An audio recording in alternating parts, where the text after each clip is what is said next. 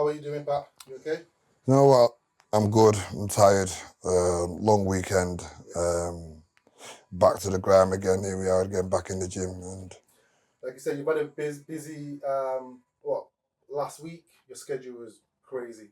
I've had a busy month, really. Busy month. Get busy 6 weeks, even you could say, trying to get Lyndon ready for his world title. Yes. Big occasion. And obviously, it fall in a day before my show, which was on a Saturday, and having all my own lads boxing. So it's been really, really tough in that situation, trying to do two things and split it in half, where I'd bring Lyndon in at 11 o'clock, so it's just me and him, and bring the lads in at 10 o'clock, and sometimes vice versa. If I had Lyndon sparring, I'd him sparring at 10 o'clock, so it's just me and the sparring, and then the lads coming at 11 o'clock. So it was constant trying to balance it out for the last 6 weeks, and that was the hardest thing. That's a great insight into that, because a lot of people on the outside don't know a lot of planning and hard work that goes into camp and making sure all these fighters get the right amount of time, because it's just you in this gym. Yeah, and sparring as well. I mean, I had to get Lyndon the right kind of sparring. Plus, he had a little cut over his eye from the last fight, and believe it or not, the cut held up in the fight. It didn't even reopen. It opened more in sparring than it did in the fight. Nice, I like that. So let's touch on the fight on Friday night, 1st of September. I was filming you walking into, obviously coming into into the hall, and Lyndon had a spring on his step. Even the team, everyone was like they had their head in the game. What do you make of the night? What do you make of the fight and Lyndon's performance? Do you know what the thing with Lyndon is? Like I said, I can't compare him to Man City because and on occasions, and I think I don't think he was 100% in that fight, but I think he was a lot more better than he was against Boris. Yeah, and I'd say his percentage still can be better to me, and that's the thing of being at this level. There's still room for Lyndon to improve, and I think considering he started well, then he had moments where it was, I wouldn't say he switched off, but there were spells where he let the guy into the fight, let the guy close his distance out, and then he went back on his jab. And I think he was, believe it or not, even after the knockdown, I believed in this fight all the way from the beginning, from the off. The first time, because it was like getting ready for the same fight again, but with better time. And, it allowed me and Lyndon to work on a lot more things again and double it. Yeah, and that's what we did. I mean, the double jab. Lyndon's never used a double jab in so much. In all of his fights, he's never used a double jab. This time, he was using the double jab off to a key. The double jab was allowing to set up the right hander. I was a bit annoyed with him for not letting that backhand go the way we worked on it.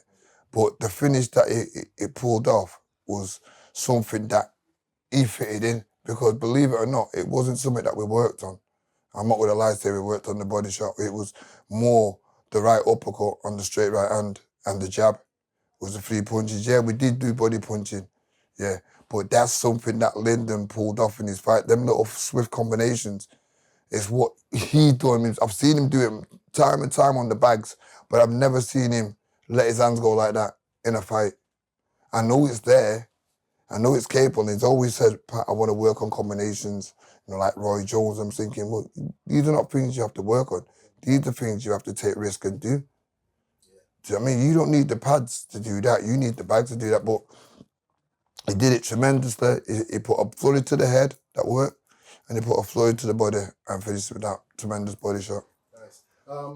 What do you make of Lyndon Suarez's performance? Because he came out and he just came out like swinging and he kept going.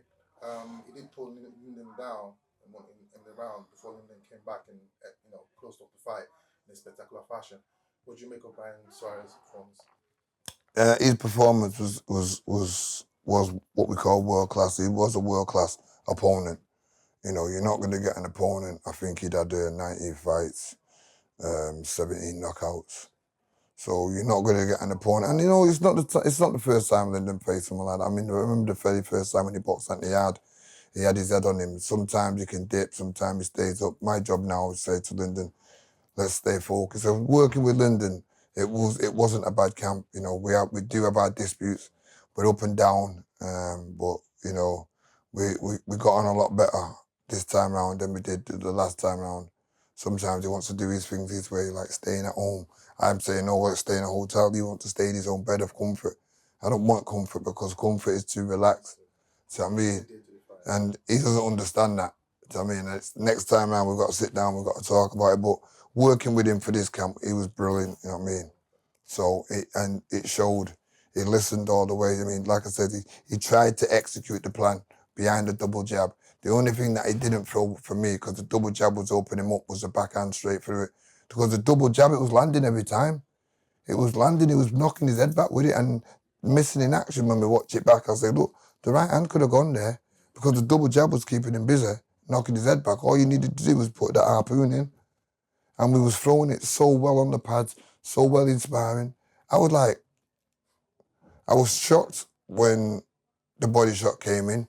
I literally thought it was a low blow because I'm not known Lyndon I'm known him to go to the body, and he can go to the body well. And I remember a long time ago he sparred in it and he put someone down with a body shot. But you don't see it enough. You know, his best assets was his jab, his right hand, his right uppercut. Do you know what I mean? And when he did that, I was like, wow. As a trainer, your work doesn't stop. Lyndon is, he's at his fight. He's probably going to be going on holiday, but your work doesn't stop. Last time I spoke to you, you said you kindly told me, the direction you're going to take. You want this fight to. Now the fight's come and gone. Lyndon has become a world champion. Behind the scenes, without giving too much away, what plan do you have for Lyndon in terms of the direction? I don't know. He's got a team. We've got to speak with the management, his promotion. Me, I'd like to see him out defend his title a couple of times on Channel 5. I think Lyndon needs to be built up now, just like what they did with Anthony Yard. They built him up on BT Sports. I mean, don't get me wrong. I mean, Wasserman's, the promotional, they've been great. They've treated Lyndon with the greatest of utmost respect. You can't deny that. They've been tremendous.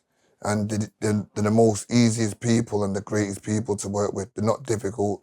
They're not hard to get hold of. And they think the world of Lyndon. Do you know what I mean? So that's, even better to sit down and talk with Callie and Nis about Lyndon's, future and say, because I think they would agree. We want a superstar. We want another big thing in Manchester. And having Lyndon and the exposure that is coming off with Channel 5, I think Channel 5 is free view. Everybody can watch Channel 5. So, his followings can be tremendous. Now he's a world champion. A lot of people last time he had 1.5 million. Now he's won it. It should be tremendous and it would be great for Channel 5. So Channel 5 will want to work with something like that because they're getting the views.